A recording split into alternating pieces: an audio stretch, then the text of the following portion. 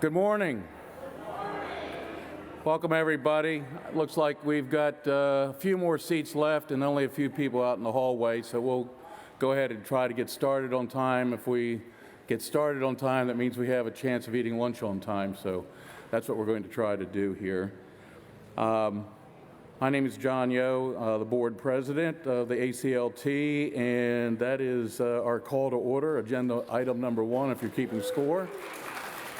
And I'd like to call on Ms. Adelaide Dunbar to come up, and she is going to read the ACLT's land acknowledgement statement. So here's Adelaide.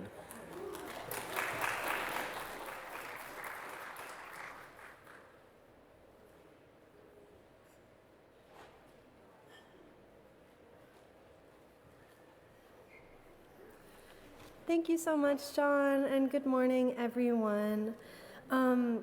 I'm going to be reading our land acknowledgement and pledge today. ACLT acknowledges that the land it stewards, including the Parkers Creek and Governor's Run watersheds, is the ancestral home of the peoples of the Piscataway Confederacy and other indigenous people. Further, we recognize the people of African descent, enslaved and free, who once worked on or owned the farms, the land of which is now stewarded by ACLT. We recognize the contributions made by these displaced and enslaved peoples in the face of injustice and inequity, and acknowledge our obligation to maintain the land and educate the public in such a way that their spirit and heritage are not forgotten. Accordingly, ACLT pledges to continue its fundamental mission of connecting all people to the land by providing equitable and inclusive access to the lands that we steward through ongoing research and education about the land's inhabitants and their history, and through outreach to all, particularly those most affected by social inequities.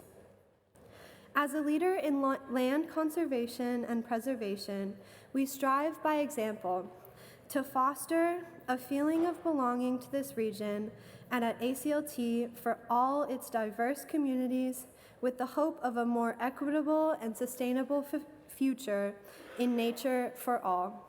Thank you so much.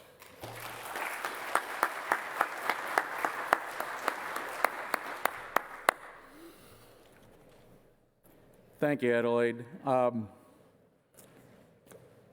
Supposed to go right to our board member recognition and nominations. I just wanted to say a quick shout out to the folks here at the Truth Bible Church for the facility and the gracious hospitality they've provided for us here this morning. Let's give them a hand. Mike is back there making sure our sound and pictures work good here in person and also out on the internet. So thanks to them.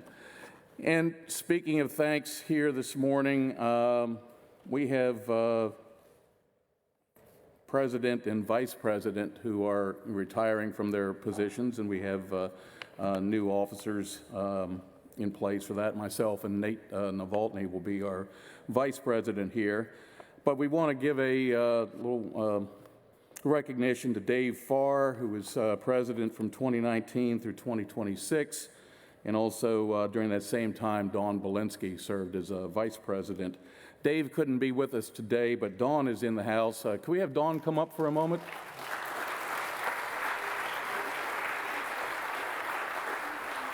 Oh, I see. I'm in charge of changing the slides too. Okay. Space bar. Ah, the space bar. There we go. It's been a while since I've done one of these. All right. Thank you, Autumn. Yeah, and I got the monitor right there, and this thing is falling off. We're going to put this away because it's you just. You don't need it. We know it's you know who I am. Yeah. What? Yeah. So, Dawn, thank you so much for your time and service here. It's been a pleasure getting to know you in particular over the last year, and just the work you've done to help get us, to this place. We really appreciate it, and. I have a little something for you. You may recognize this. It's a picture of Parkers Creek, the entrance and so forth, so kind of our iconic picture, but this is well done, suitable for my framing gosh. and so forth, so that is for you. And we do have one like that for David as well. Yeah. Well, thank you so very much. Yeah, you're welcome. It's been an honor. Thanks. And today, the board would also like to thank two retiring members. Ms. Shirley Knight, I saw Shirley here earlier. Shirley, if you would stand up, and just like to say thanks to Shirley for her service. And Father Peter Daly, I didn't see Father Daly. Oh, there he is.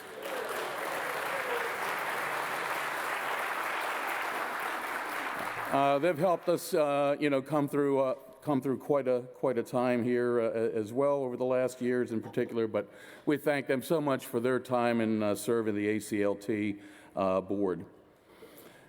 And let's see. Now we are at number 4, the state of ACLT. So space bar. Oh, wait a minute. Yep, not quite time for space bar, right? Okay. We'll get to that.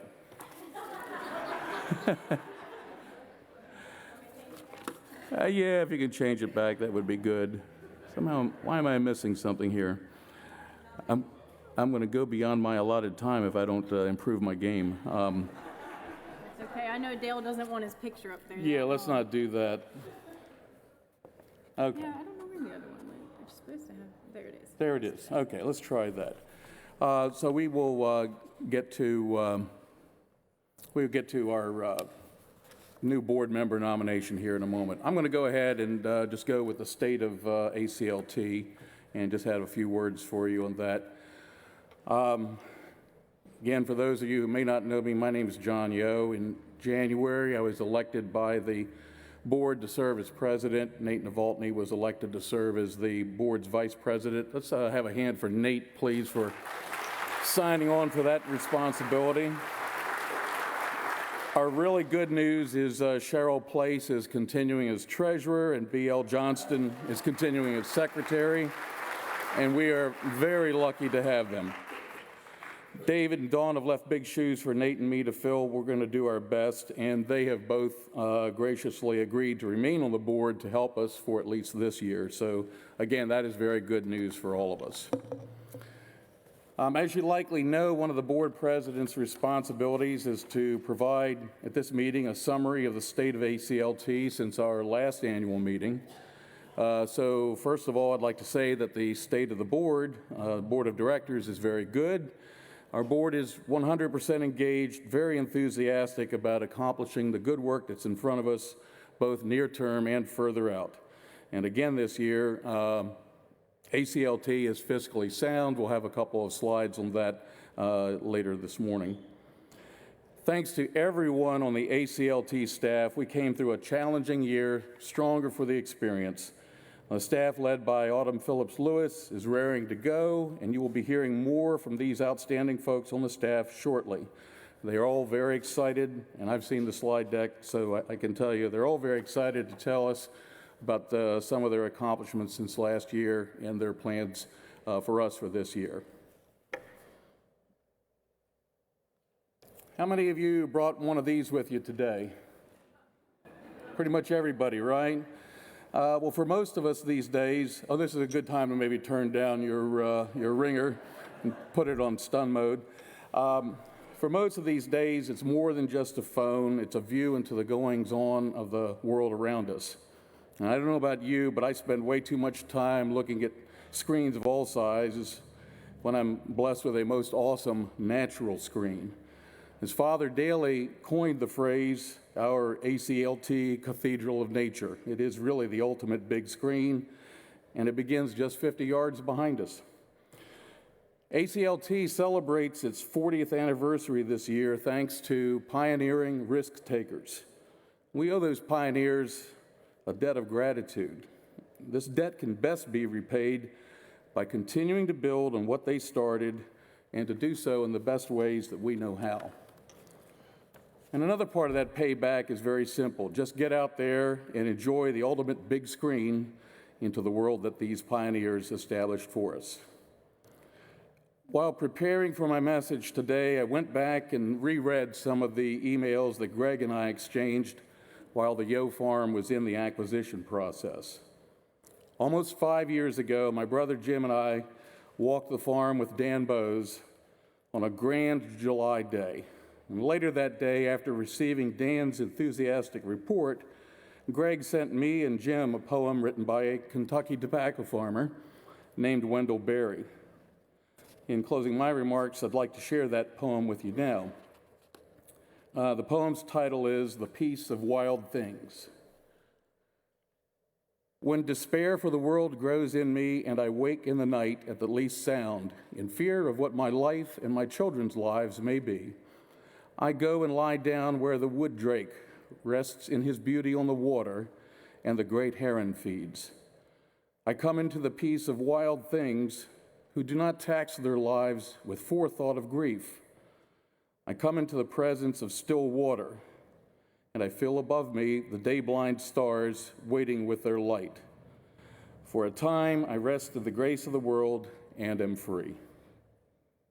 That's by Mr. Wendell Berry. Thank you, everyone, for all that you do for the American Chestnut Land Trust. And I just urge each of us to take time to get out there and enjoy the peace and the people that are ACLT.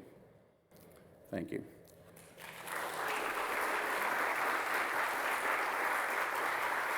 So we have some business that I kind of skipped over, and Autumn's going to help me get back to it now. I'll go to my other stack of papers here. So we have a new board member that the board of directors would like to put forward to membership for you to vote on here this morning, and our nomination is for Mr. Dale Hutchins. Dale, most of you have seen him around. He's not not new to us, but I'll read a few things here that we've put together about Dale. He's been an exceptionally active and engaged volunteer since early 2018, and he's volunteered more than 400 hours annually. He's a member of the Land Management Committee, certified Maryland Master Naturalist, and an ACLT sustaining member. He's got a deep connection with Calvert County. He lives on a farm that he owns in Prince Frederick, and his family has lived in the county since they settled here in 1651. Sounds a little bit like the Yo family, right? Yeah. I think the Hutchins might have beat us by a few years. Anyway, professionally, for more than 3 decades, he's been a founder, senior executive, entrepreneurial principal, and board member of multiple publicly traded and private companies. A lot of experience there that he brings to bear. I think Autumn says most people at ACLT seem to think he's a farmer. And that's because, like me, Dale is a believer in tractor therapy. So he's really, you guys know him. And for those that don't, he's a great guy, and it's going to be a perfect addition to our board. So we'd like to nominate him. And then also, space bar. We have board members that would like to continue, and they are Richard Aldrich, Jose Ballesteros, Jan Deganeff, Dave Farr, Penny Moran, and Cheryl Place. And at this point, I would like to ask if there is a motion to approve this slate, all 7 of these candidates, Dale and these 6. Is there a motion? Second? All in favor? Any opposed? Awesome. Thank you so much.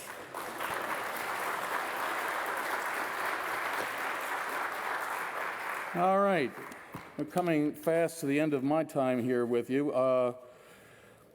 With that, we've come to the part of the program I know you all have been anxiously awaiting. Now, unless someone stops me with a motion to do otherwise, I'm going to call on BL, come up here and read us the minutes of last year's meeting. BL, are you ready? Huh? Motion to dismiss. Any seconds? All in favor? Awesome. Very good. much to everyone's relief. Thank you. Now it is my pleasure to introduce the person who really needs no introduction today. Let's give a warm ACLT welcome to our new executive director, Ms. Autumn Phillips Lewis.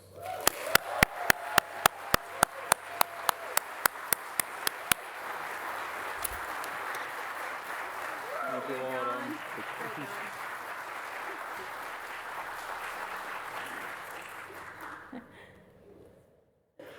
All right, well, thank you everybody for that warm welcome. That was very nice.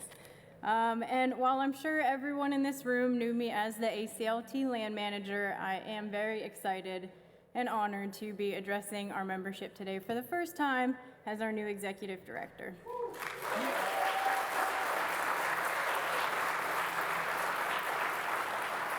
And of course, it's also exciting news that Clara Brill-Carlat is our new land manager.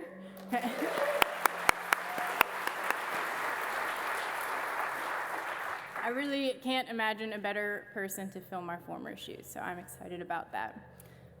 Before I get started, I also wanted to take a minute to mention that we have two county commissioners with us here today. We have Commissioner Catherine Grasso. Can you raise your hand? Grasso, thank you. And we also have Commissioner Mark Cox, if he could raise his hand.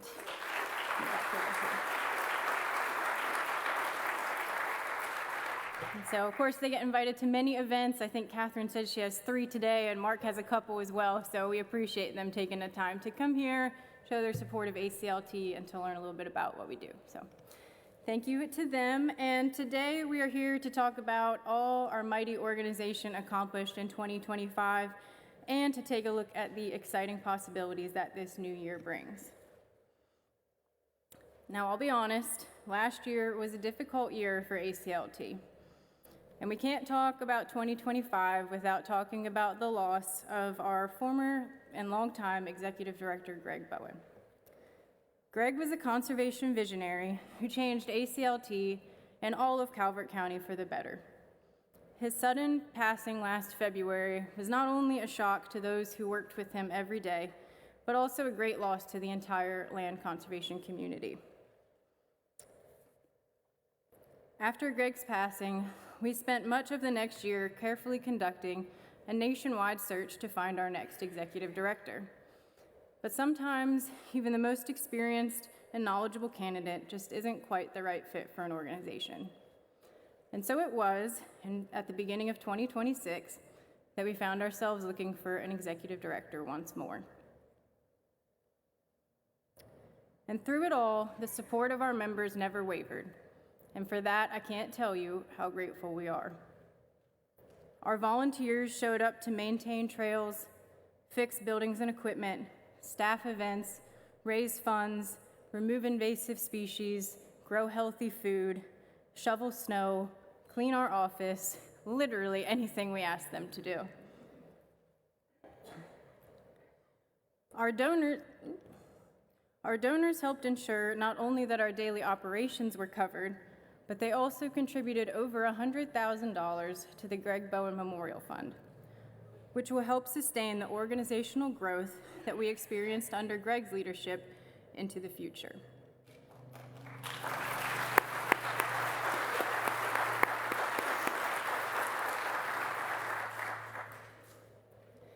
Our amazing staff took on extra work, with 7 people now doing the work that was once spread among 8. I know this photo shows 8, but that's because it has our current Conservation Corps member and farm manager, Adelaide Dunbar, and our August 2024 to August 2025 Conservation Corps member and farm manager, Devin Burke, who and Devin's on there because she is still an honorary member of the Woodsy Women crew. Each of the people on this screen doubled down to make sure that all of our programs and projects stayed on track during very uncertain and challenging times.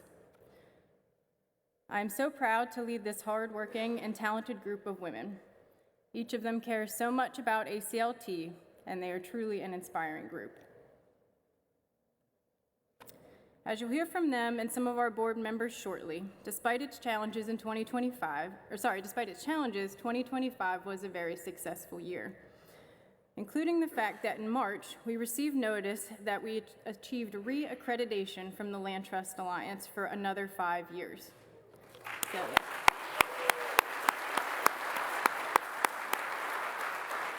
and this certification takes a substantial amount of work to get, and Greg did the lion's share of this before he passed away. and it is a testament to the high level of standards and practices at which ACLT operates. So it's something we should all be very proud of. Also in March, we were honored with the 2024 Cooperator of the Year Award at the annual Calvert County Soil Conservation District dinner. ACLT received this award in recognition of the many stewardship projects we have implemented using funding and technical support from the Calvert County Soil Conservation District and the Natural Resources Conservation Service. Such projects include the meadow buffers around the ag fields on Holly Hill, the grade stabilization on the Yo property, and various invasive removal efforts. And as you can see, the award earned us quite a bit of hardware. In June, ACLT won, I took my prop out.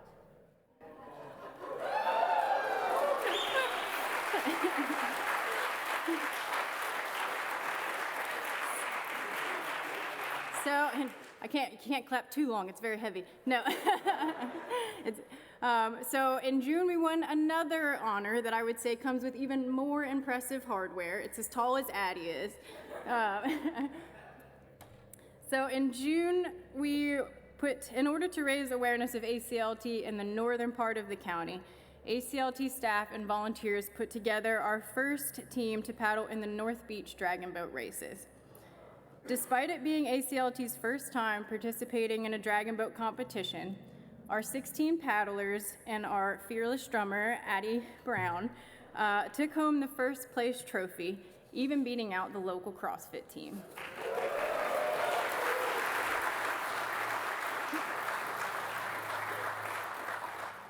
I think this is a testament to the work ethic and determination and teamwork of ACLT, regardless of the task. In many ways, 2026 feels like a new chapter of ACLT, one that will continue the great story that was started by those who came before us. Shortly after I was selected as executive director in January, the board selected John Yo as our new president, who you just heard from, and Nate Novotny, our new vice president. As John mentioned, our former president and vice president, Dave Farr and Don Belinsky, are staying on the board, and Cheryl Place and B.L. Johnston are continuing to serve as our treasurer and secretary.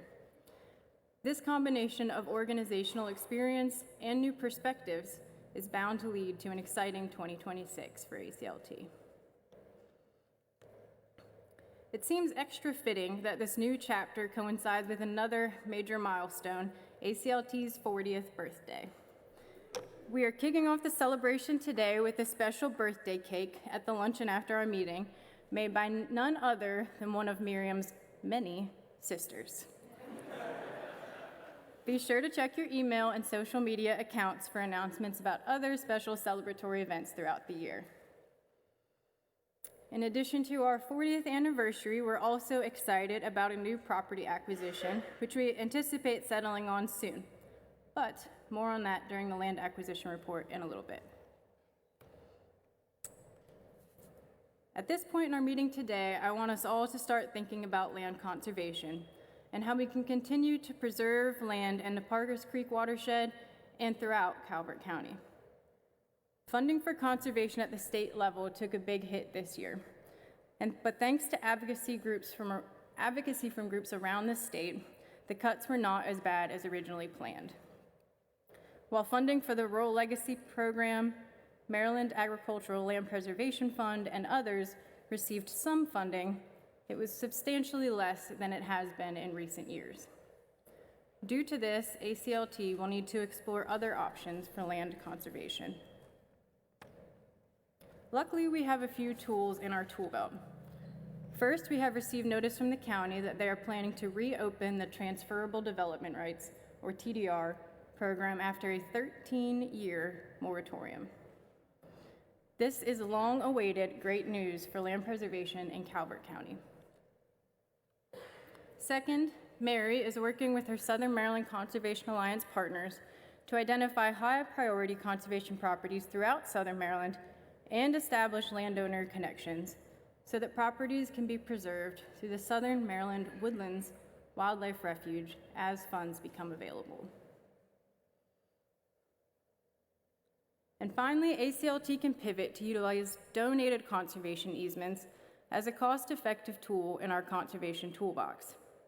Many land trusts rely heavily on donated conservation easements, which provide financial benefits to landowners with minimal financial burden on land trusts. While ACLT has utilized this conservation method in the past, we have not done so often and not for a very long time. I invited keynote speakers John Turgeon, Director of the Maryland Environmental Trust, and Dan Scalos, Easement Program Manager at the Maryland Environmental Trust, to tell us about how the Donated Conservation Easement Program works and how ACLT might be able to use it to preserve farm and forest land. Unfortunately, John is very sick today, so Dan will be covering the program solo, but we really appreciate him taking the time to come up, and at this point, I'll hand it over to him.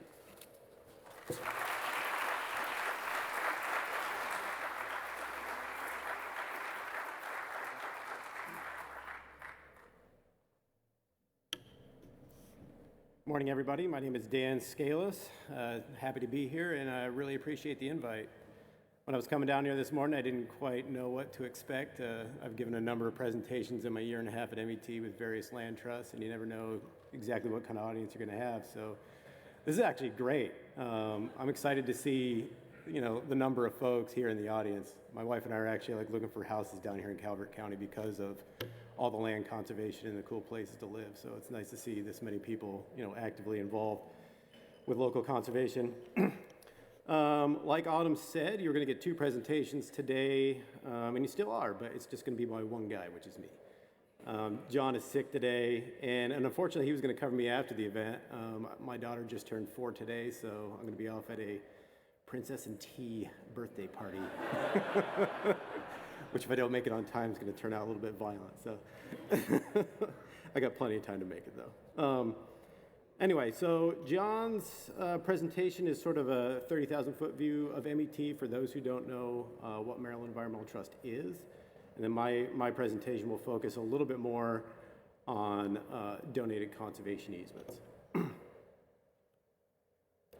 And he wanted me to point out a couple of these first two slides, the sort of what these easements are in the background, because they sort of represent the uniqueness and the flexibility that doing a donated easement with MET, brings you. We can do really anything.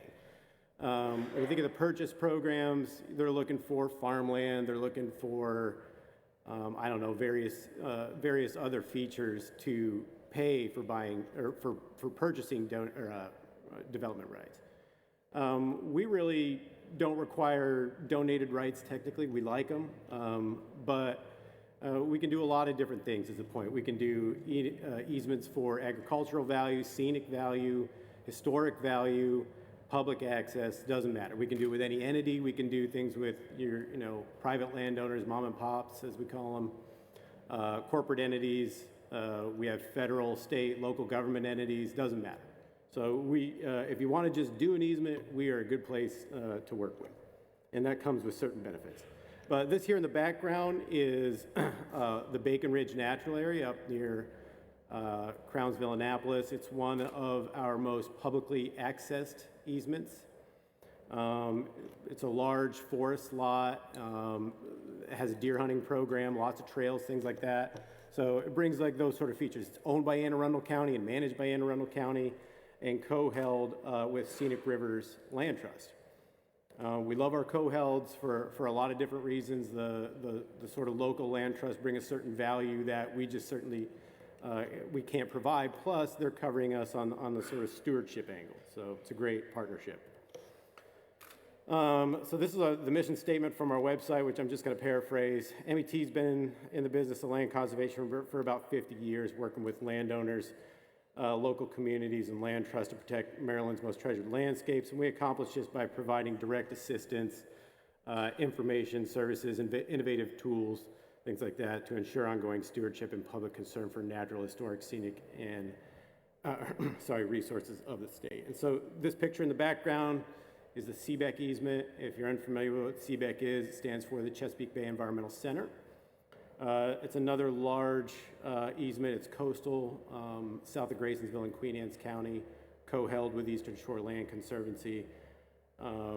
Similar deal as the last one in that it provides trails. It has a visitor center owned by the Wildfowl Trust of North America. So you can see, a little bit different. Every easement is kind of its own thing, right? There's never two that are the same. There's similarities, but the nice thing about doing our easements is that they're very flexible and can be tailored to whatever the needs are of the grantor.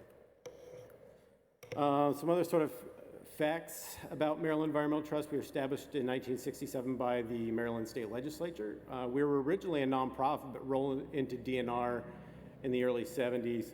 We accepted our first easement donation back in 72, and we are governed by a citizen board of trustees. We have 10 full-time staff funded through DNR's operating budget, and we currently hold almost 1,200 easements. We're at 1,197, and hopefully in the next month I'll get 1,200. Of those 1,200 easements, you can see the sort of breakdown across the state by county. We've conserved 143,000 acres since inception. And the breadwinner, which may surprise most people, is actually Baltimore County with about 18,000 acres. Now, these are just MET easements, right? If you look at total land conserved, Baltimore County's up there, but it's not quite the most. So programming tools, we actually have 6 programs, but these 5 here tend to work with land trusts. Land conservation, that's myself and Matt Luddington. We work to put land into easement. Stewardship and monitoring, that's Josette Markline, Kevin Bull, Laurel Patarini, and Wendy Foster. They essentially monitor easements to ensure that the conditions of the easements are being upheld over time. They also like to point folks to enhance stewardship. However, again, with the co-holder aspect, we feel that locals are much better at finding the opportunities for that. Land trust assistance is done by Michelle Grafton. This is where we provide various services to land trusts. They come in, honestly, many forms. They could be roundtables, it could be direct discussion, what have you. We have the KMB, which is Keep Maryland Beautiful Grants Program. It's a small grants program that we administer with Chesapeake Bay Trust, funded by MDOT, Maryland Department of Ag, and MET board funds for local projects. I'll have a little bit more on that in a minute. Records of Technology, which is headed by Cindy Hoffman. We don't do too much with land trusts now in this. Most folks have transitioned away from things like Salesforce, which is what we use. But she's still, even with our papered records and things like that, if anybody ever needed help with that, with various land trusts, she's a really good resource for that. And then the 6th and not mentioned here is our operating person, who is Kelly Price. She handles our budget and some other things. So a little bit more about land conservation. Again, the easement program, that's me. We engage with landowners and land trusts to conserve land with the MET model deed. In 25, we only completed 3 easements. That's partly because my predecessor, Ann Carlson, retired in July and I started in October, so it's a very pipeline-fed business. So as you reestablish connections and things like that, things come back around. And we've actually already closed. We're not even through the fiscal year yet, and I believe we've got 11 easements for 1,200 acres, so we're back on track. Over the previous 5 fiscal years, MET has averaged 11 new easements for 1,250 acres. Easement stewardship, you got Josette up there. Some of you may remember our old staff member there, John. And Wendy Foster on the bottom left. These folks have really sort of enhanced our stewardship over the last few years, at least in terms of being able to monitor. As you can imagine, technology has changed.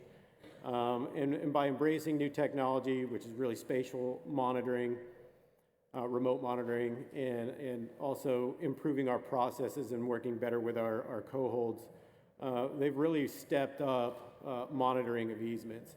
And in 25, they were able to monitor 800 of its nearly 1,200 easement interests with about 60 to 70% monitored annually over the last 3 to 5 years. I think if you actually start to average it out from 25 to 30, you're going to see that go up to more like 85 to 90% of our easements, which is pretty impressive. Stewardship is easily, if you don't know much about the sort of land trust business, stewardship is by far the hardest task. And so it's a really impressive feat to be able to monitor this number of easements statewide. Again, like I said before, our stewardship staff also tries to point folks to various enhanced stewardship opportunities. We got the 5 million tree program, various stream restoration and other mitigation type projects. But again, we feel like our local land trust are better at pointing folks to that, and certainly have the time to work one-on-one to bring those grants in. Land trust assistance.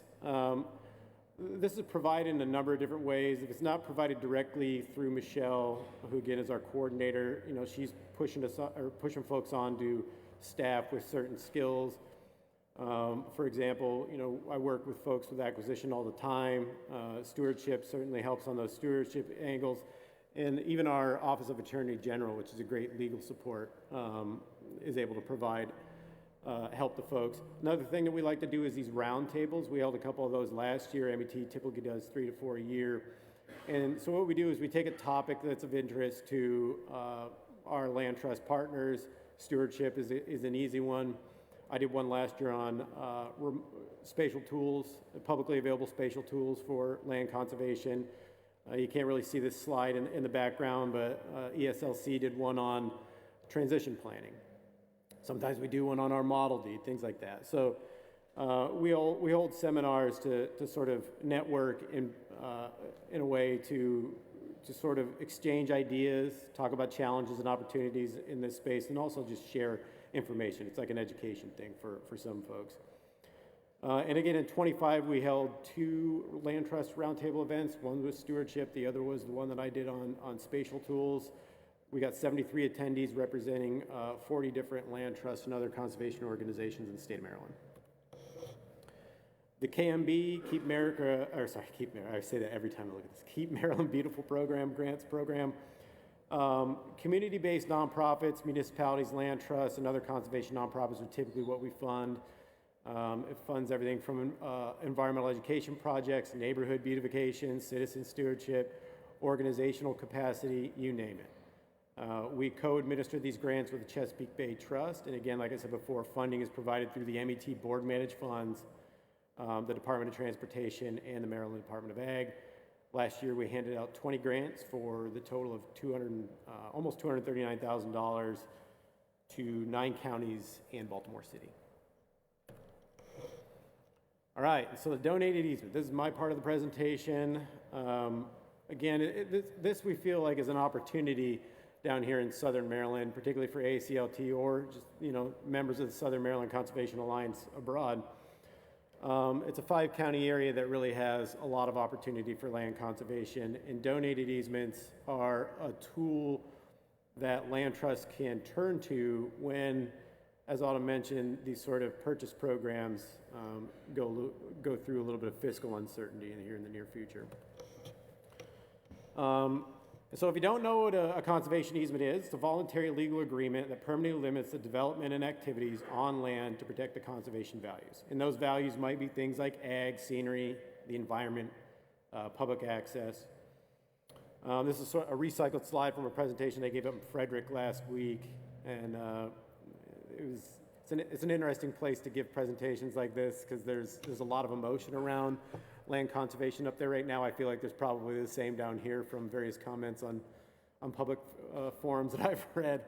But this is a housing development along the Monocacy River, and I'm using this as an example that if we would have put, say, conservation easements on either side of this river, you might see 1 or 2 roof lines on each side of the river, and this corridor would be significantly better buffered against, just simple stream pollutants and things like that. If you can imagine, particularly this time of year, the amount of fertilizer runoff just from these yards going into this river is going to be pretty immense.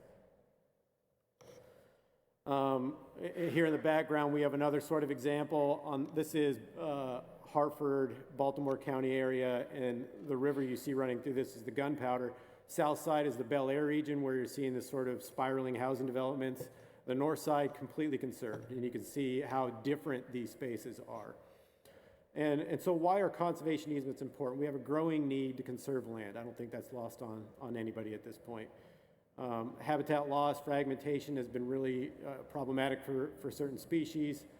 And we've lost a significant amount of productive farmland. And this is sort of obvious, but the government can't practically own and manage land required to meet the conservation goals. And so private land conservation is a critical part of meeting that need. And so we've got various incentives to conserve land. You've got the sort of emotional, legacy-related ones. You know, that's different with every person. It could be, I don't want to see this place become a housing development. I don't want to see it become a strip mall. I want to preserve agriculture, you know, on this property in perpetuity. You name it. It's all different. Depends on the person. We also have financial incentives, right? Because while the legacy aspect might be what everybody wants, sometimes you're worried about your financial risk when it comes to this. Purchase easements are what everybody wants, right? The rural legacy, MALF, TDRs, those are purchasing the development rights on a property, and it's obviously the way that most folks want to go. For various reasons, you might not qualify for one of those. What if you're not in one of the regions? What if you don't have farming on your property? What if you don't have many development rights? You're not appealing to these programs. The donated easement is a way to do this. And again, the donated easement is flexible. The incentive is federal, state, and local tax benefits. You don't even need to take any of these. You can still put in an easement. We've had those in my very short time here, where folks aren't even interested in the incentives, they just put it in easement. But to give you an idea how these incentives work, the IRS law allows conservation easement to qualify as a charitable gift. And it's a really simple formula. You have the land value with development rights, subtract the land value without development rights, there's your charitable gift. And so that's essentially deductible for what we call 15 plus 1, ends up being 16 years.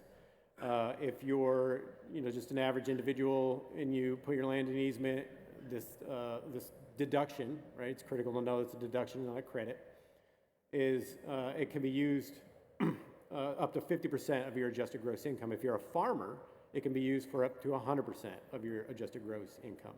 And the total rolls over from year to year. So say you get a $500,000 deduction and you can only use $50,000 a year, you can roll that over for 10 years and use it each year. You also are given a state tax credit. So if you're just a husband and wife sort of situation, it could be up to a $5,000 credit for each of you annually for 15 years. And then also the area that's undeveloped can be put under agricultural zoning, which decreases your property taxes significantly. The basic qualifications for an easement, so these 4 items here I have are basically how it's hashed out in IRS law: scenic values, habitat and open space, historic importance, and public education and recreation. You also have to meet MET and DNR's policies. Typically, we like properties of up to 25 acres or larger. If you get into these purchase programs, right, they want 50 acres or larger. We could do smaller if defensible. We did a property up in Howard County last year where it was within a park, essentially. It was just an in-holding. It was a 17-acre in-holding. And John said, well, it's like a hole in the donut. Let's just do it. And so we did. And the board accepted it. And also has to fit the comprehensive plan of the county. We get some of these that are tweeners. I always send the commissioner or the planning and zoning folks a letter to see if they're all right with an easement. Every once in a while it happens on a high density housing or something, medium density housing. And if they're okay with it, we do it. If they're not, then we usually stand down. Conditions of an easement: 1, perpetuity. That's the big one. It's forever. You provide access for monitoring. We have stream buffers where applicable. It restricts development. Like I said, you don't necessarily have to have a development right. The board is going to want that, or you need to be in a spot that could be, right, zoning laws change, right? And so maybe you don't have a development right today, but it's in a spot that's encroaching. People can see that, yes, down the line, that place could be down zoned. We might take one on that. Management plans we require 2 forest stewardship plan, which is on properties that have more than 5 acres of contiguous forest. Easy plans to get, and we typically help with those. We don't write them, but we help get to them. And the other is a soil and water quality management plan that's done through the local USDA office. And then, of course, recording the deed of conservation easement at the county, last step in the process. Common issues we run into, what are you going to do with homes on the property? How many do you want? If landowner's got something like 10 and they want to reserve 5, the board's probably not going to look at that as a very desirable easement. It also impacts your donation value, size limitations. I've got a 1,500 square foot house on here. When I want to reserve the right for a 10,000 square foot house so I could sell it. Again, board's probably not going to like that. And we also limit subdivision. We're really careful on subdivision nowadays because we've kind of been burned on this over time. Older easements have allowed subdivision, and if you think about it like this, each time the big liability of an easement for a land trust is you have to steward it. And if you allowed it to be subdivided, now you have another person you have to deal with on an annual basis. So every time there's a subdivision, it adds an extra layer of work. So we're really careful on subdivision now. Building area placement, if you're not familiar with what that is, this image kind of shows what they are. We block off an area where there's sort of no questions asked and what happens there. Buildings can be remodeled without board approval, things like that. We need to determine that before the easement goes on. Is the building area the best option? Maybe you don't want to do a building area at all.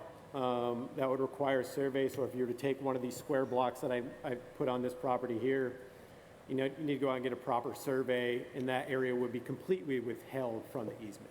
Much more flexible, but requires much more upfront planning and costs money to get the survey done. Means of access, it's surprising how much this one comes up. Folks want to build a driveway, and typically building a driveway for the property is not usually that big a deal. If you try to build one for an adjacent property that you own that's not under easement, that does not work with our model deed. Other common issues, buffer requirements. Some properties, a 100-foot buffer, if the house is near the stream, it takes out the entire yard, so it could be somewhat problematic to meet that. We strive for 100-foot buffers on either side of streams. It could be hard to meet on some residential properties. Businesses is always a big one. Industrial businesses are prohibited. Those are defined in the deed. Commercial businesses are limited. Really, if you look at any of the deeds that the state has, they're really heavily tailored towards flexibility around agriculture. Our deeds also allow things like in-home businesses, like if you're running a CPA business out of your house, it's not that big of a deal. You got to think about it in terms of this. Is it impacting the conservation values? And so these events that I have here are the ones that are big now. As you can imagine, over time, the properties that are kind of left on the landscape that are pretty, or these sort of outdoor events, happen to be easements a lot of times. And people want to have things like weddings, and they can negatively impact the conservation values of a property. And so to remedy that, where a lot of our deeds restrict that, or older deeds, we're trying to build in this temporary commercial use agreement where we sort of predetermine the terms around these sort of events so that folks can still make money. The last thing you want is a property to come under some sort of financial strife. It doesn't benefit any of us because that will also diminish the conservation values. So we're trying to allow people to have these sorts of venues, but still make sure that the conservation values are protected. Frequently asked questions, particularly from landowners. How long does the process take? About 6 months to 2 years. A year is probably the sweet spot, just based on time it takes to get something through our Office of Attorney General. We've done them in 6 months. It just really has to be an easy one. If there needs to be surveys done, if sometimes people want to assemble parcels, sometimes they want to subdivide parcels. All of that delays things getting done. And so I have easements right now, one that's going to be completed probably in June that Ann Carlson started 4 years ago. So you never know how long it's going to take. It just depends on what needs to be done. Big question these days is solar allowed. Rooftop solar, yes. Ground base really needs to be approved by the board. Commercial, no, because the way that the deed is written is the power generated needs to serve the easement. It's kind of like the right-of-way thing. It can't serve another property. We have a situation in Prince George's County where there's already commercial solar on the property, and so the solar company came in, did a survey, so we have meets and bounds to put in the agreement. And essentially what we've done in cooperation with the landowner is once this 25-acre area is no longer in solar, it becomes part of the conservation easement. I think that's going to be a big thing moving forward. Solar's not going to be here forever. And looking forward, like one thing about these easements is you can imagine if you have a 25-year lease, what is development going to be like in 25 years? You're going to encroach on these properties. As soon as that 25 acres in Prince George's County comes out of solar, it's going to be prime for development. So in this case, we're able to allow that to continue while protecting it, whenever that solar field comes out. Is a conservation easement subject to eminent domain? Yes, it is. We have issues with power lines, obviously, in Western Maryland right now. What parts of the process fall to the landowner? Get the 2 management plans that I mentioned in place. It's not hard to do. We can connect folks with the appropriate contacts, and it can take anywhere from 3 months to about a year to get one in place, which is plenty of time to get it done. And we're not sticklers on this. If the people are working through the project or process and it's not done after a year, we'll be all right. And then, of course, coordinate all the financial aspects, the appraisal, file the taxes. We can provide contacts for these services, but we cannot provide tax advice. So how do they start the process? Engage MET, engage the local land trust. We typically take it from here. Depends on land trust capacity, but one of the services that we provide is, some folks, like ESLC on the Eastern Shore, they really take a lot of the process sort of off our hands, but then there's other land trusts that just don't have the capacity. I'm doing more with Neighbor Space, for example, up in Baltimore County, where, generally I'm doing most of the work. That's all right. That's what I'm here for. And so we conduct a remote scoring to sort of get an idea of where it sits, and that kind of gives us an idea of where it's going to fall in terms of board approval. As long as you meet a certain value based on size, we use this DNR parcel evaluation tool, which is a remote sensing tool to score ecological value, and use some other things like historic importance and soils and things like that to develop this score. And if you meet a certain threshold, then we run it through the board. And we coordinate with the landowner and the trust and the OAG to develop a deed of conservation easement. That's one of the beauties of our service is when the deed is finalized, you also have the backing of the Office of Attorney General. They sign on the signatures page indicating that the document meets legal form and sufficiency. It's a big thing. And then we go through our approvals, MET's board, and then the Board of Public Works, and then record it at the county. Simple as that. And so co-held easements, what do you get with a co-held easement? So MET is a government entity, one. The government land trusts are relatively uncommon throughout the country. But one thing about government is it always tends to be around. If a nonprofit were to be a co-holder and to, for whatever reason, dissolve, the easement would fall to us rather than have to go through some sort of judicial process to assign it or potentially extinguish it, which is rare, but it could happen, right? So we provide this sort of safeguard, right?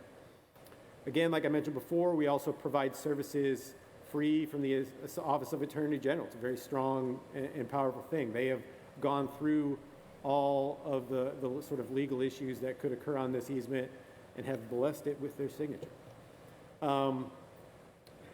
The local land trusts provide something that we cannot, which is services that are much more efficient.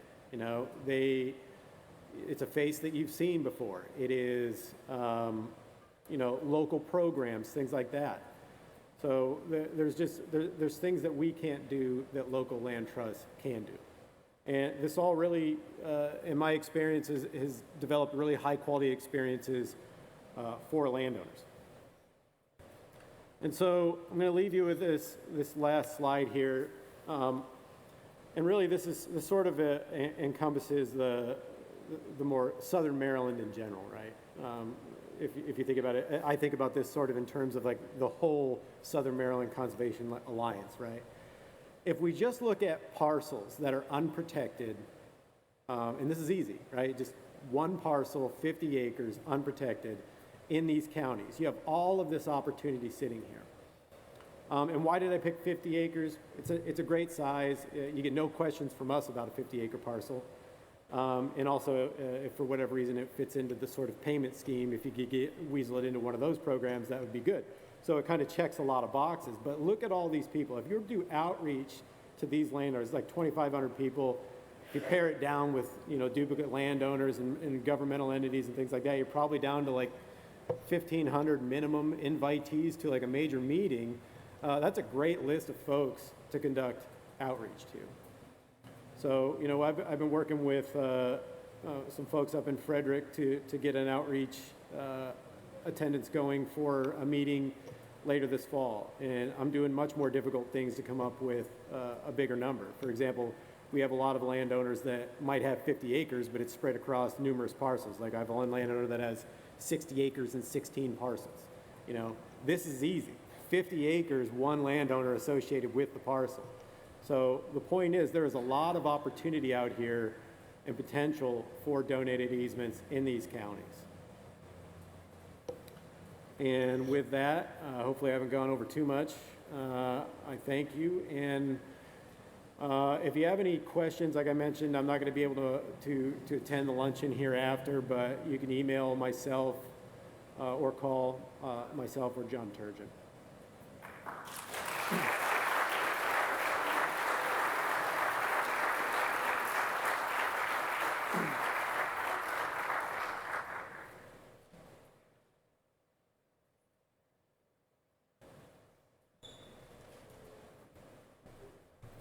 Hello.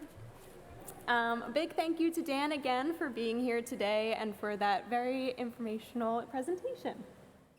My name is Addie Brown, and I am the fearless dragon boat leader, or not leader, sorry, drummer, as Autumn had mentioned earlier. And I am also ACLT's stewardship coordinator. I joined ACLT in August 2024 as a Corps member through the Chesapeake Bay Trust Chesapeake Conservation and Climate Corps program. And after completing my Corps year, I was able to continue on in my current role. In 2025, I had the opportunity to be involved in ACLT's science and monitoring efforts, contributing to several projects across our lands and waterways. It was a busy and successful year for ACLT's research initiatives, with staff and volunteers collecting valuable data to help guide conservation efforts. Here are some of the key initiatives we completed last year. The Water Quality Blitz, which ACLT conducted for the 8th consecutive year in 2025, is one of our main science initiatives. This effort assesses stream health by collecting water samples from local waterways to measure nitrogen concentrations before spring plant uptake and after leaf litter has decomposed, providing a clear snapshot of stream health. Nitrogen is an important indicator of water quality, as excessive levels can harm aquatic ecosystems. ACLT staff, alongside a dedicated crew of volunteer citizen scientists from Southern Maryland Conservation Alliance organizations and ACLT's Watershed Friends groups, sampled a record 153 sites across the 5-county region. 28 of those sites were right here in the Parkers Creek and Governor's Run watersheds. Over 82% of the sites sampled had good nitrogen concentrations shown in green on the map, while red sites indicate potential nitrogen hotspots that may require further investigation or management. In addition to our blitz, volunteers continued quarterly water quality monitoring at 3 main stem sites in Parkers Creek throughout the year. Data from the main stem of Parkers Creek continued to be analyzed using an Excel-based program developed in collaboration with Dr. Walter Boynton from the Chesapeake Biological Laboratory, helping ACLT identify trends and address potential issues early. ACLT also had another successful year of microinvertebrate surveying. Staff and volunteers conducted these surveys at 4 sites, 2 in the Horse Swamp tributary on the Holly Hill property, and 2 in Clark Creek on the Gravette West and Commodore East properties.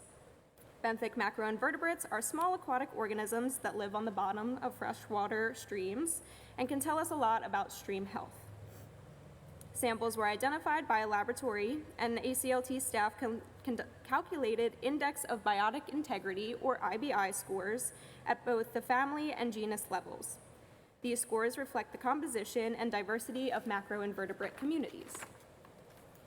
While the Holly Hill sites scored lower than hoped, the results offer valuable guidance for future management. The Clark Creek sites scored well, which is encouraging given that these are newer sampling locations. Tracking IBI scores over time will help evaluate changes in stream conditions, including those related to restoration efforts such as the installation of beaver dam analogs. To date, 18 beaver dam analogs, also known as BDAs, have been installed in the Horse Swamp tributary on ACLT's Holly Hill property. These low-tech structures, built from natural materials, mimic real beaver dams to help slow stream flow, reduce erosion, and improve water quality. By directing water back onto the floodplain rather than channeling it through the stream, BDAs also help filter sediment and nutrients that would otherwise be carried downstream. In 2025, ACLT continued monitoring water and sediment levels at 4 sites along the tributary. Complementing these measurements, 6 trail cameras positioned at various points along the stream captured photos every 15 minutes, allowing us to track the impact of the BDAs on water movement. The cameras documented water backing up behind the structures and during storms, occasionally flowing onto the floodplain. Volunteers assisted with reinforcing several structures that had been damaged by storms, helping to ensure the continued effectiveness of the BDAs.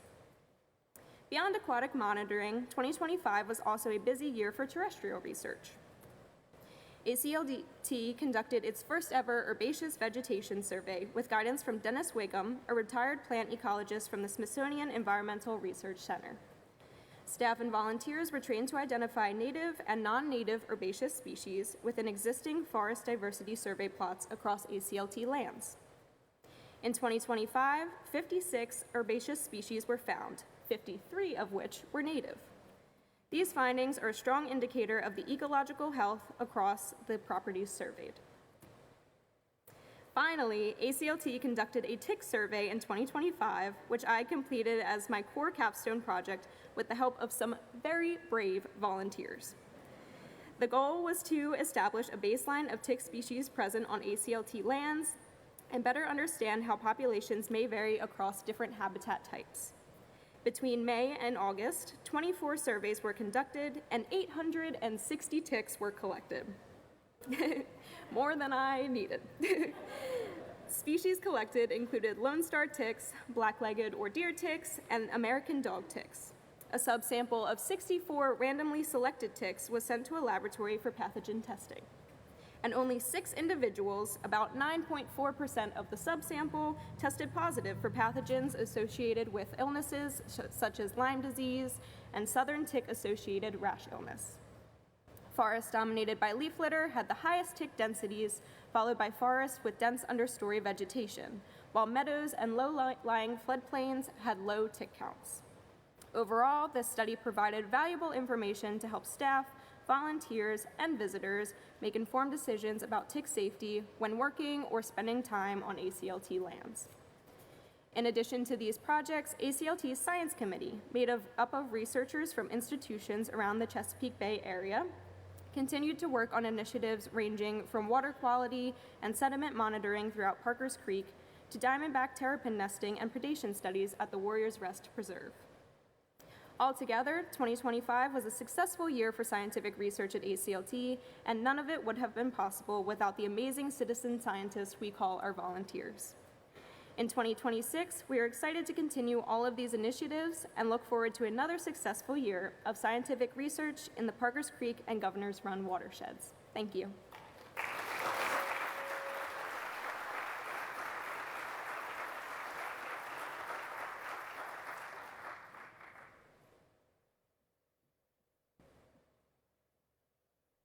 Good morning. I'm Miriam Gohl, and I'm so happy to see what a great turnout that we have today. That means you guys actually do read those emails that I'm sending all the time. The 5-year plan includes this goal for outreach and membership. We focus on several ways to attract visitors and encourage people to get involved with ACLT by increasing the number of hikers on our trails and canoe trip participants and on and off site events. This year's calendar of events is on the back of your agenda, and you can see we're going to be very, very busy. Let's start on our trails. For the second year, 2 master naturalists generously offered guided hikes at least once a month throughout the year. Paul Kachurik and Marianne Sweeney, who are both here, donated their time and expertise to lead a total of 16 hikes with 165 participants attending.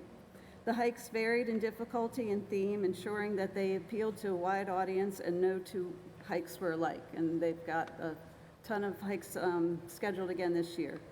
In 2025, garden tours were added to the guided hike schedule.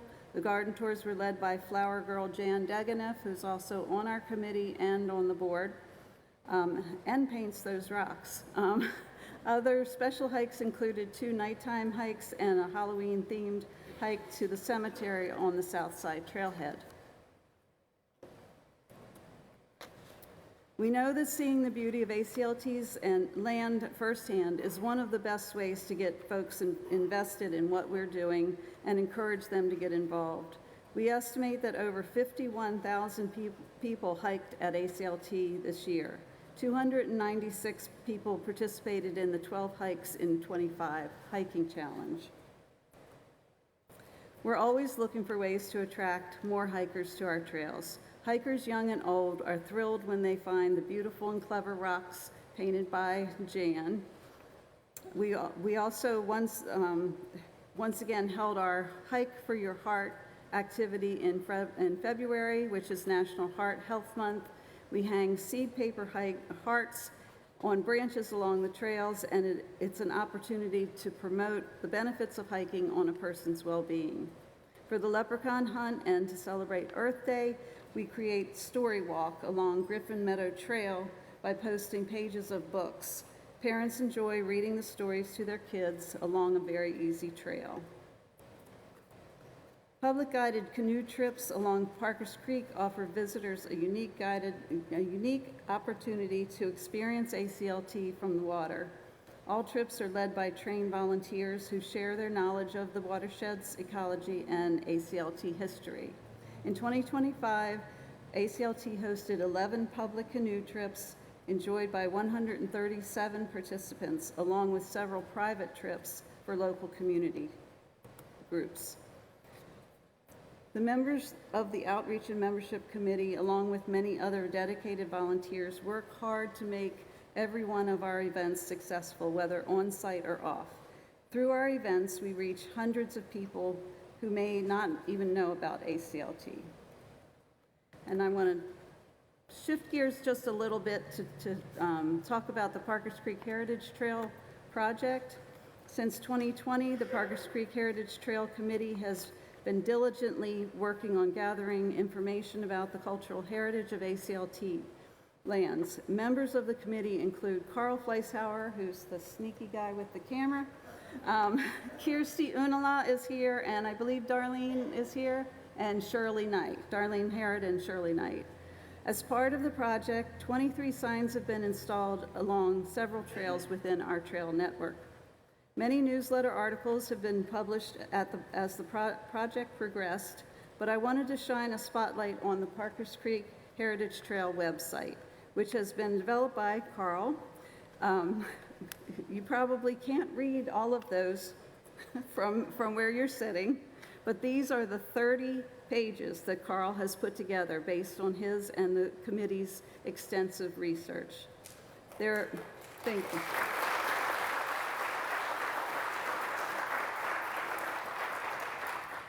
There are 14 pages on the history of Black families in the area, numerous other topics including Indigenous people, colonial establishments, and so on. This was a massive undertaking, and I wanted to especially thank Carl for personally creating the website and saving me a ton of work. So thank you, Carl. And And he's probably fussing at me right now because he didn't know I was going to say that. Sorry, I went too far. Parks Creek Heritage Trail Committee also conducted an oral history series exploring family histories of Black community members, plus 2 public presentations about the project. The Outreach and Membership Committee is collaborating with the Cultural Heritage Committee and the Parkers Creek Heritage Trail Committee to plan an official launch event to be held in the spring, so watch your emails. Finally, everything I have described today would not be possible without the help of the members of the Outreach and Membership Committee and dozens of other volunteers. Look at all those smiling faces. It definitely shows that our committee is the most fun of all the ACLT committees. We have an excellent group of over 100 volunteers who help out regularly at events, but many times I don't have to look any further than the ONMC, including today. All those yummy muffins that you enjoyed before the meeting were made by the members of that committee, and every volunteer you see here today is a member of that committee.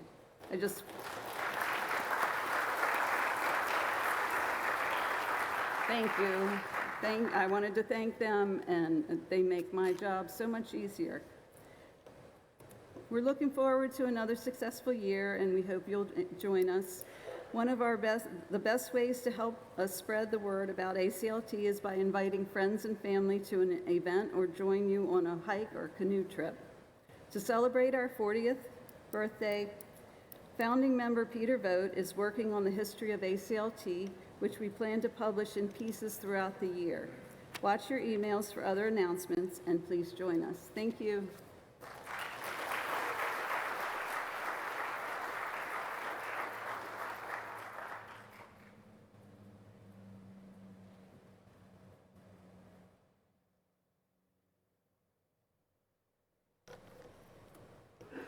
At last. Thank you. You're here. You've been very patient. The best part of the program, the math. So, this first slide is a comparison of ACLT's finances in 2024 and 2025. As you can see, contribution and memorial revenue were very robust in 2025, and it boosted our total income so that we beat income in 2024. The fall appeal was jump-started by $64,000 at the paddle raise at our October auction. And this contributed to a most successful year in 25. Year-end expenses were 2% under budget. I know the slide doesn't show that, but they were. And this was in spite of the fact that costs that are incurred to fulfill grant expenses are unbudgeted, which means that when we sit down to do the budget, we have no idea how many grants we're going to get, and so we can't budget for those expenses. But when the grants come in, those expenses throw certain categories over budget, even though the grant expenses cover them. So in spite of that, we were still under budget and ended the year with an approximately $64,000 surplus.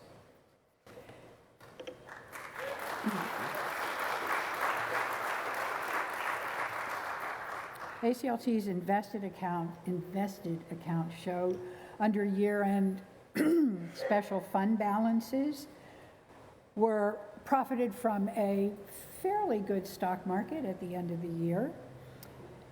In June of 2022, ACLT received a $500,000 capacity grant from an anonymous donor.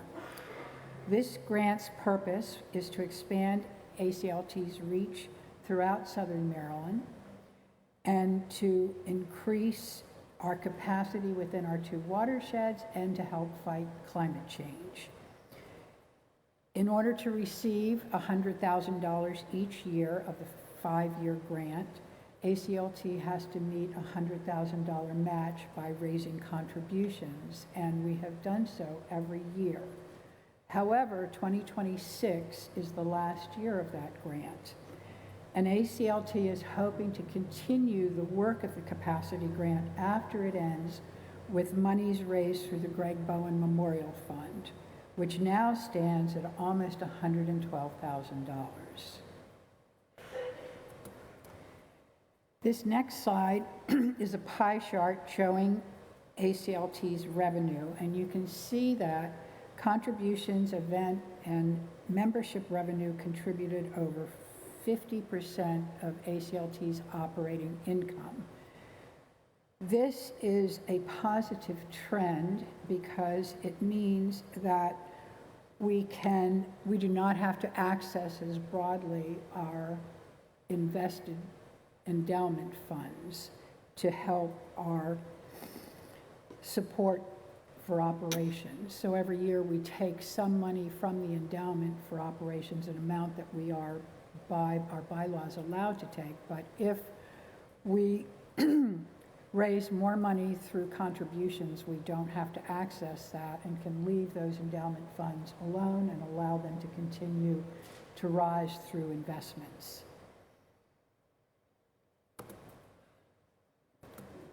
If we look at the chart for 2025 expenses, the most notable thing here is that 80% of ACLT's expenditures are spent on its mission of preserving land and protecting land. Only 20% of its monies are spent on administrative and fundraising costs. And this is, in the wider world, how not-for-profits are measured. How much money do you spend on your mission versus how much money do you spend raising money, paying for clerical work, paying for accountants. So ACLT is, as you can see, very, very good at this. And that is the end of my very quick and somewhat painless presentation.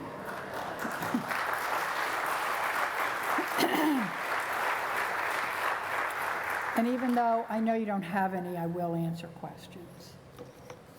Okay?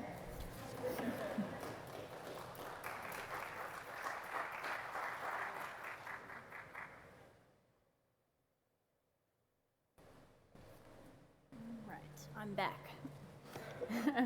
And before I start with the land acquisition and preservation report, I hear that Commissioner Buddy Hance has joined us. Is that correct? Yes? Yes, thank you.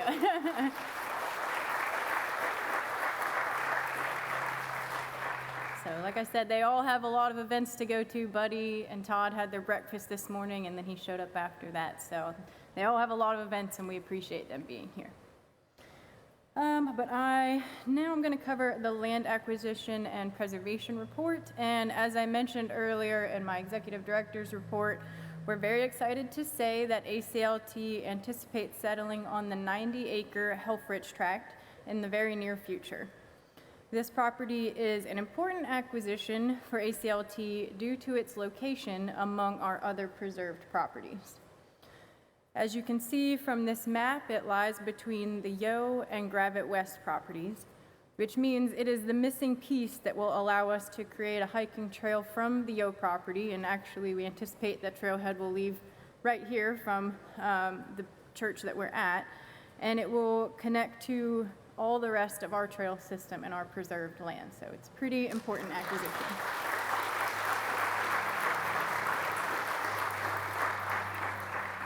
And throughout the last year, ACLT staff worked with the Southern Maryland RC&D and the Maryland Department of Natural Resources to negotiate the sale of a conservation easement that will further protect the natural resources on the property and also help offset our acquisition costs.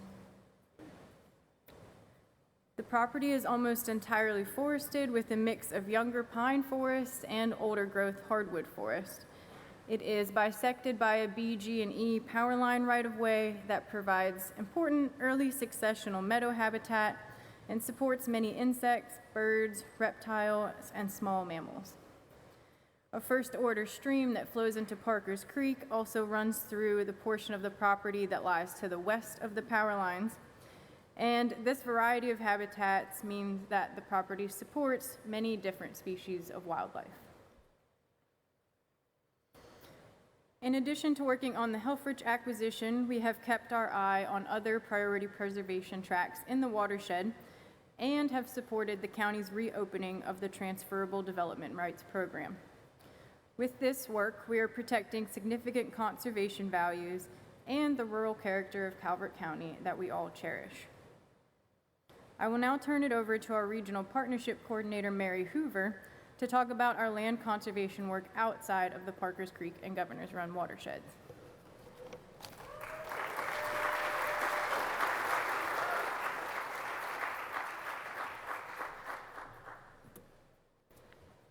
Hi everyone, my name is Mary Hoover and I'm the Regional Conservation Partnership Coordinator at ACLT.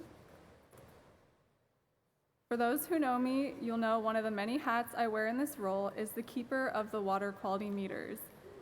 And if you know anything about water quality devices, you know what this really entails is a lot of calibration. Every time these meters get used by ACLT volunteers and other citizen scientists we loan them out to, they need to be checked, adjusted, and recalibrated so we know that the data we're recording is accurate and therefore useful. The reason I'm bringing this up is because I think that this concept of recalibration thematically represents the work of our regional conservation partnerships in 2025. 2025 threw some major curveballs and brought about some dramatic changes in the world, prompting us to recalibrate, to find our center again, and to move forward with greater intention.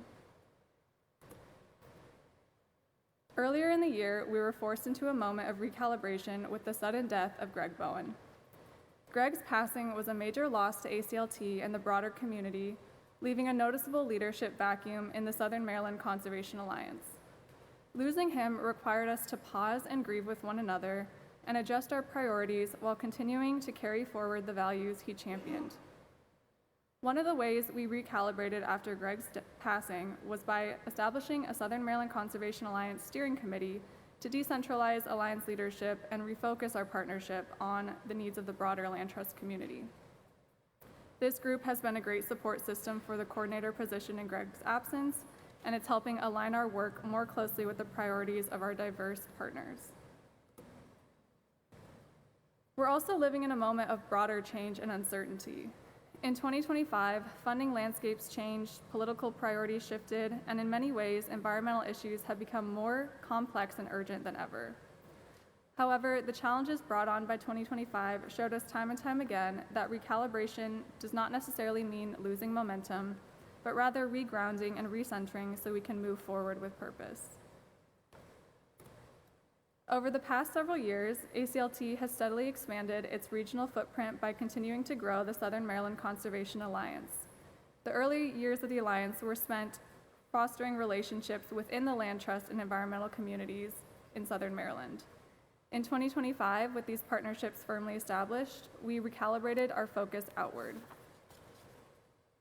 One of the ways we shifted our focus in 2025 was by launching a regional conservation campaign to improve our outreach and communication with landowners and local officials, two key groups in land conservation.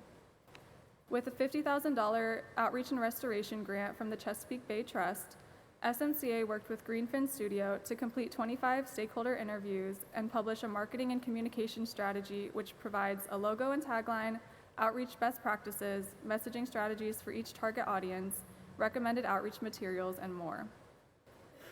With an additional $12,500 in matching funds from the Maryland Environmental Trust, the Chesapeake Conservancy, and Cove Point Natural Heritage Trust, SMCA has begun working with Greenfin Studio to create some of the suggested outreach materials, including a short video, written landowner success stories, and logo stickers.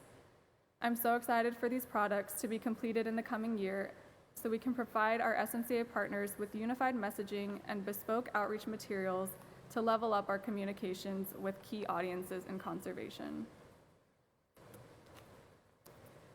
Recalibration also defined our work with the Southern Maryland Woodlands National Wildlife Refuge in 2025.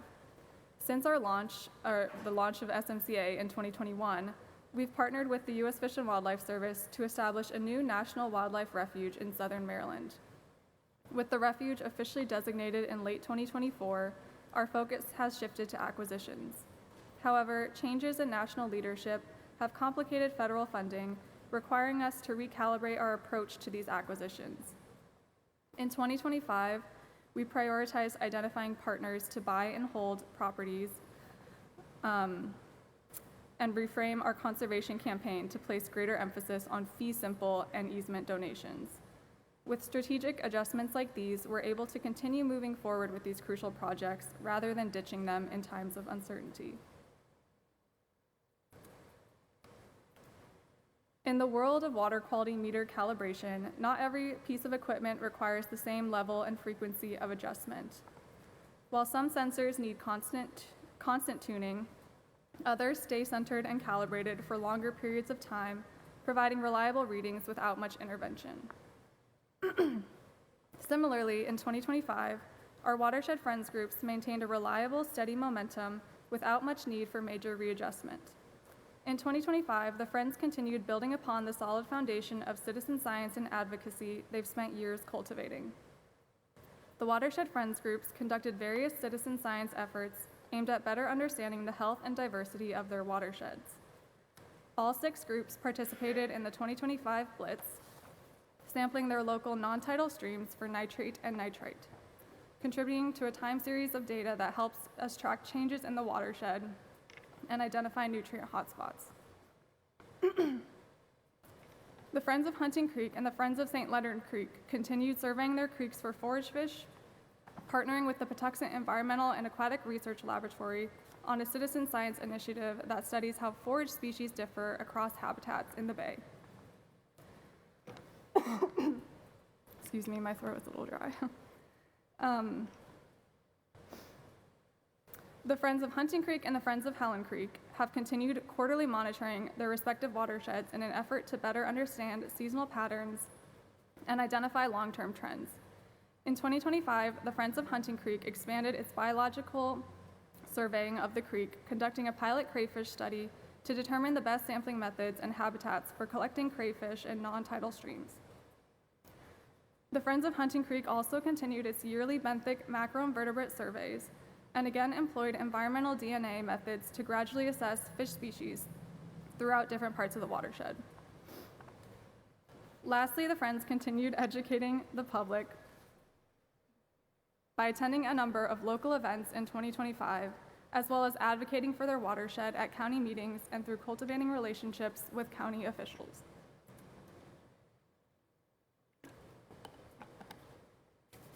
Although it was a difficult year, 2025 served as a reminder of the power of partnerships and the importance of recalibrating rather than retreating in challenging times.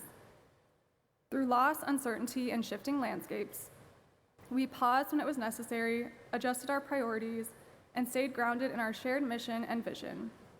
As we head into this coming year, I feel confident that the recalibration we did in 2025 has positioned us well to move forward with renewed purpose and energy, and I'm looking forward to all the great things we'll accomplish as we continue our work together in 2026. Thank you.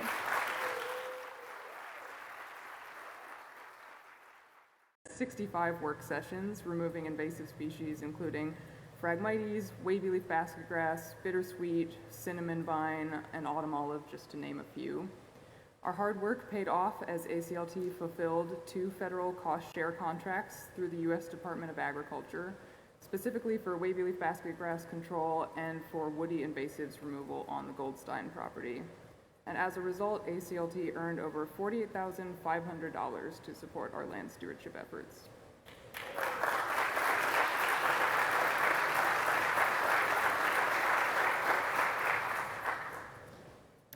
Along with removing invasive species, we also planted native ones. After several years of site prep, we planted the 4.8 acre field at the Southside Trailhead with native meadow seeds. We also, several other meadow sites on the Yo and Gravett West properties underwent controlled burns and herbicide applications to remove persistent invasive species ahead of future native plantings. On the Goldstein property, we took a small section of the farm fields out of production and planted wildflowers, grasses, and 174 trees to help absorb stormwater and mitigate an erosion issue on the nearby Horse Swamp Trail. Our crew made quick work of this project and averaged 1 tree planted about every 90 seconds. This past year, it became more apparent than ever that it takes a village to make ACLT run so smoothly, and wow, do we have a powerful village. Our volunteers do all of this, harvesting food, working events, building trails, creating wildlife habitat, conducting research, even shoveling out our parking lots, along with so much more than could ever be pictured here, often behind the scenes and out of the limelight. So to all our volunteers, thank you for your time, energy, and generosity. We couldn't do this work without you. Thank you.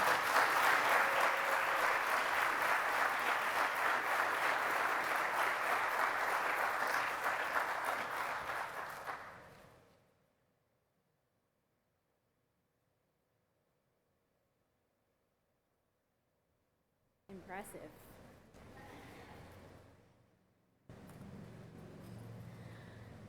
Good morning. I'm Jen Ludlow, and I am ACLT's Office and Donor Relations Coordinator. Thank you for the opportunity to speak today about donor relations at the American Chestnut Land Trust and the role it plays in sustaining our mission, strengthening our community, and securing the future of this remarkable landscape we all care so deeply about.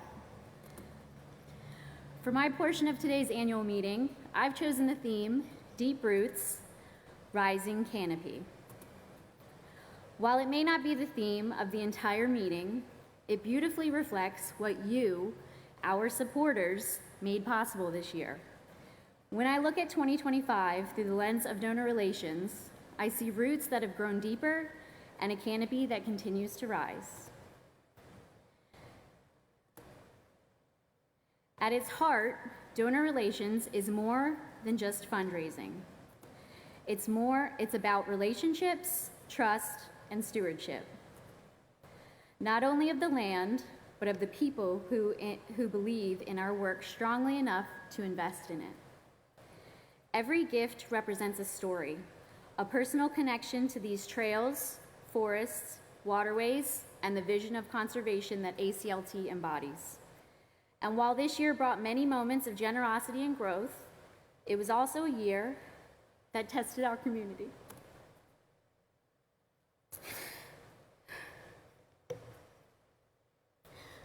We experienced the loss of extraordinary champions of this organization, leaders and supporters whose presence shaped ACLT for decades. Their absence has been deeply felt, and yet, in the midst of this loss, our community continued to show up for this land and for one another. That is what deep roots look like. Roots hold steady in storms. Roots anchor us when seasons change. And because of those deep roots, ACLT continued to move forward.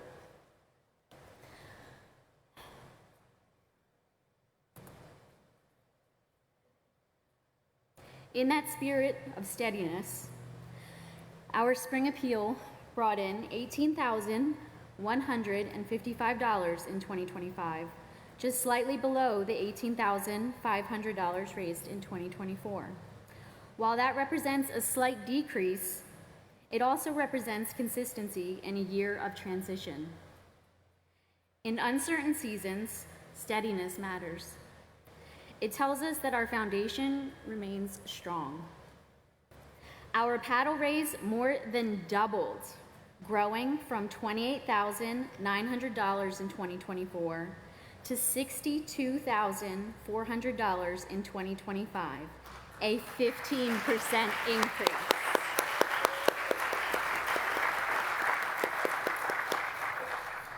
That kind of growth doesn't happen by chance. It reflects conviction, belief in our mission, and a community willing to boldly step forward.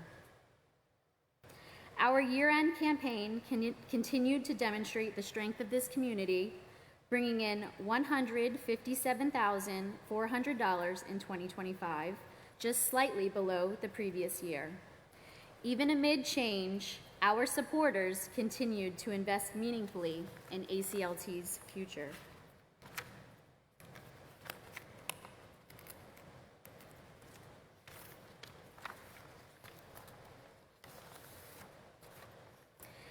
And then there was something truly remarkable. One of the most significant developments of the year was the creation of the Greg Bowen Memorial Fund. Established to honor Greg's life, leadership, and lasting impact on this organization, the response from this community was both heartfelt and extraordinary. Through memorial gifts and tributes, the fund generated $111,850 in its very first year. That number represents far more than generosity. It represents gratitude, it represents respect, and it represents a community determined to ensure that Greg's vision and love for this land continue to guide the work of ACLT. The Greg Bowen Memorial Fund is more than a tribute. It is legacy in motion and a lasting investment in the land he cared for so deeply.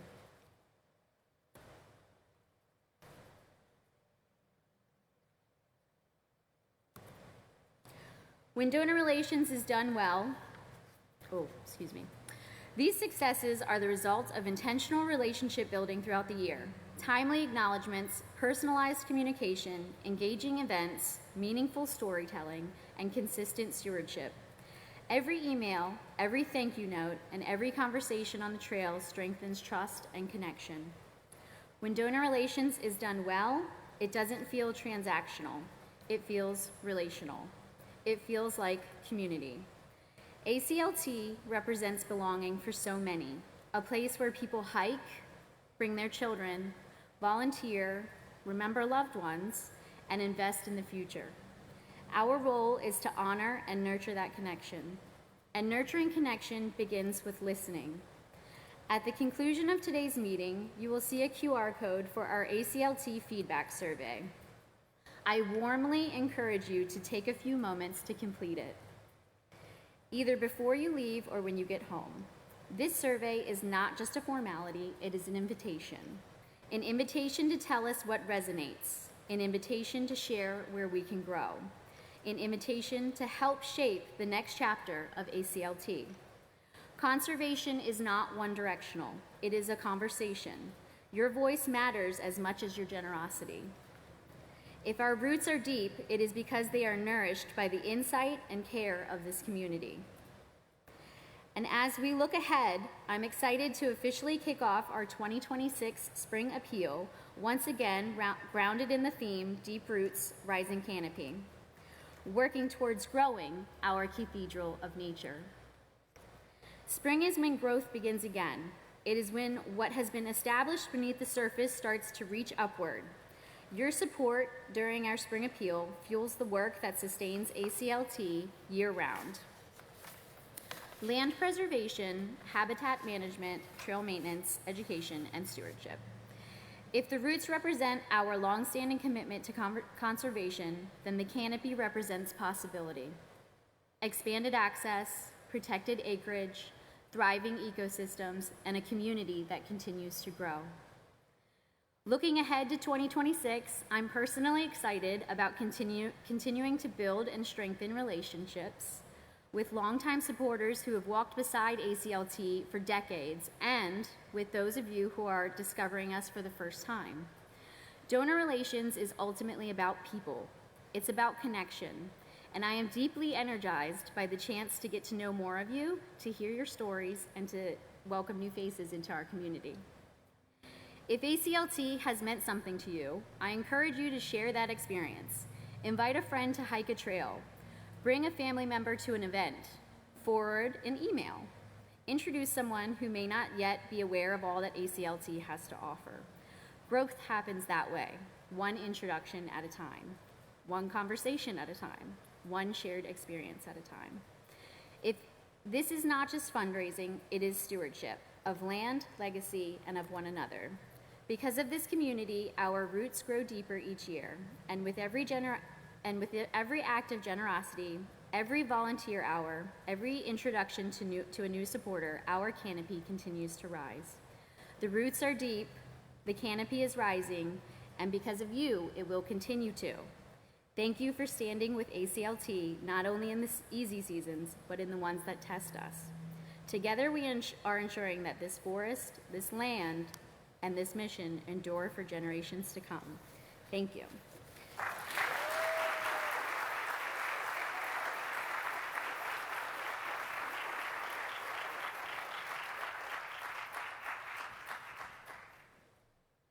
like a bad penny, you can't get rid of me. I'm back. All right, so as usual, we are going to wrap up our meeting today with a thank you to our volunteers.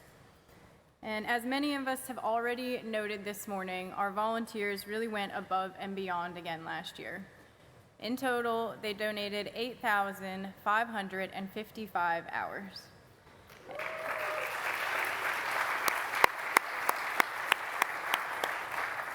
And according to the independent sector's value of a volunteer hour, that amounts to a value of $297,000.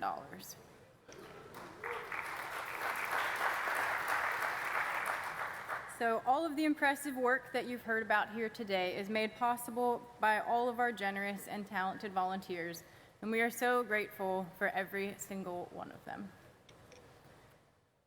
We did want to take a moment to give a special thank you to Jenny Murphy, who is retiring from her role as our volunteer membership coordinator after 30 years.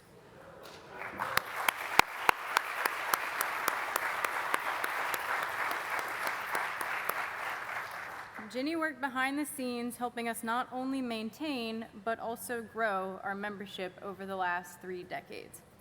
Her kind and friendly personality always brightened the office, and it's hard to convey just how much her legacy knowledge and community connections helped our staff and the organization all of these years.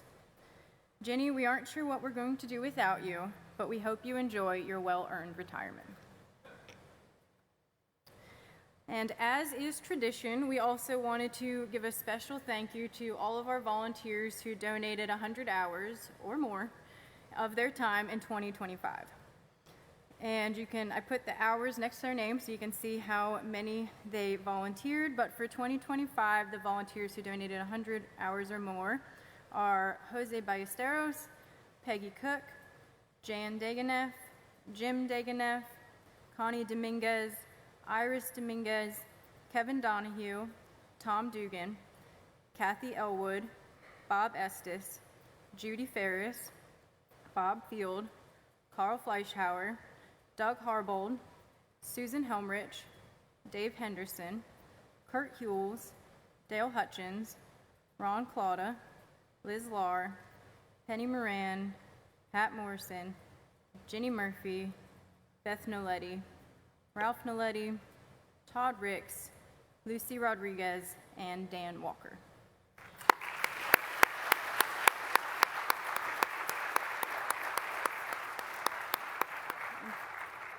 And so if any of these people are here today, please come up and see me or Clara or any of the staff after the meeting. We have a small token of our appreciation to give you.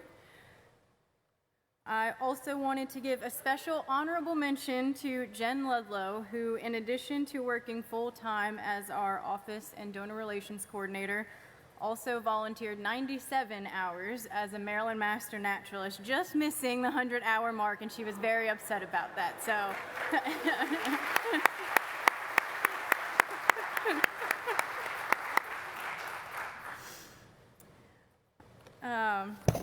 sorry. So to conclude our meeting, I would like to once again ask you to please complete the survey that Jen just mentioned in her speech.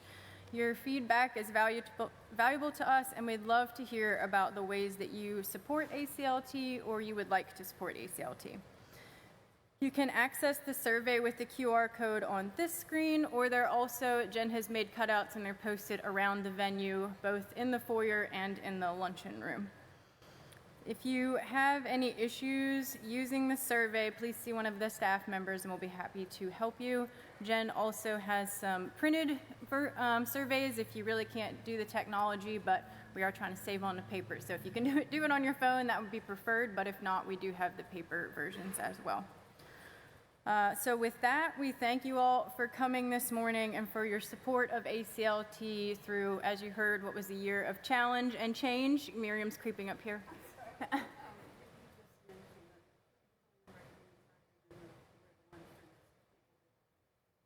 Gotcha. Is the food in the foyer or in the room? Gotcha. Okay. Thank you. So yes, please fill out the survey. Thank you for coming. We appreciate your support throughout this year. We're looking forward to 2026. As I said, it feels like a new chapter, and we think it's going to be an exciting time for ACLT. For those of you who are staying for lunch, the food is going to be on the right-hand side in the foyer, and then the room with the tables to actually eat is to the left as you're walking out the doors. And we look forward to continuing the conversation with you there. So thank you all for coming.